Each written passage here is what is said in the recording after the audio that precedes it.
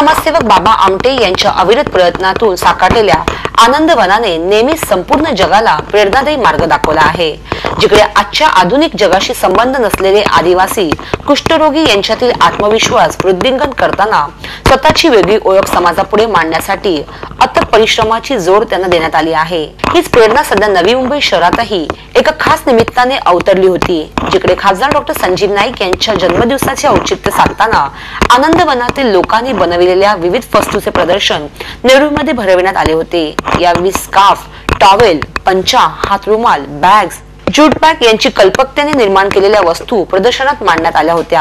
या प्रदर्शनाला महापौर सागर नाईक यांनीही आवर्जून भेट दिली। हा उपक्रम अतिशय स्तुत्य असल्याचे मत मांडले।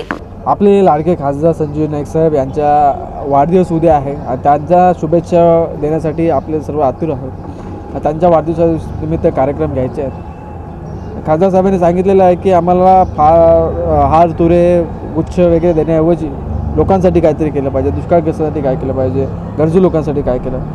इथे श्री गणेश सांस्कृतिक क्रीडा मंडळ अशोक गावडे साहेब आपले उपमहापौर त्यांचं आहे।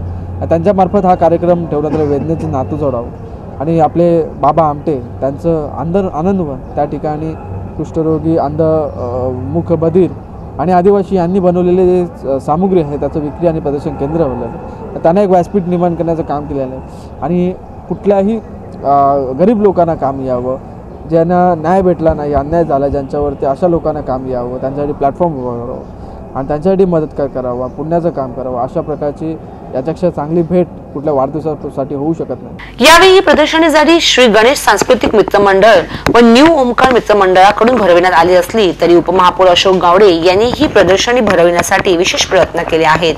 तसेच या माध्यमातून आनंदवनातील लोकांना मदतीचा हात देखील त्यांनी पुढे केला आहे आणि आपल्या लाडक्या नेत्याला खासदार डॉक्टर संजीव नाईक यांना जन्मदिनाची ही अनोखी भेट दिली आहे। वेदनेशी नातं जोडा।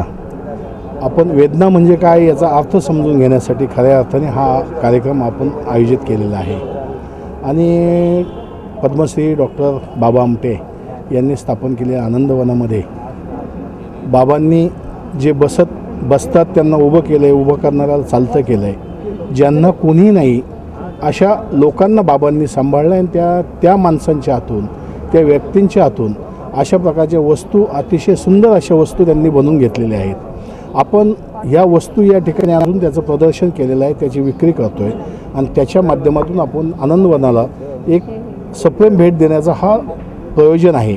अर्थात डॉक्टर संजीव नाईक यांचा वाढदिवस, त्यांना शुभेच्छा देण्यासाठी, त्यांना दीर्घायुष्य, चांगलं आरोग्य लाभण्यासाठी खऱ्या अर्थाने हे आयोजन या ठिकाणी केलेलं आहे आणि याच्या माध्यमातून आपण त्या दीनदुबळ्यांना आपण या ना त्या परीने कोणत्या तरी प्रकारे आपण त्यांना मदत करण्याचा हा उद्देश मी आणि माझ्या सर्व सहकाऱ्यांनी या ठिकाणी आयोजित केलेला आहे।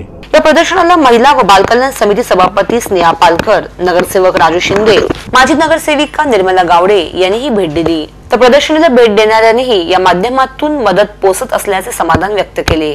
मला फार आनंद होतोय की अशा प्रकारचे स्टॉल इथे उभे केले आहेत। खरं म्हणजे अजून करायला हवे आणि सगळ्यांनी त्यांना सपोर्ट करायला हवा आहे।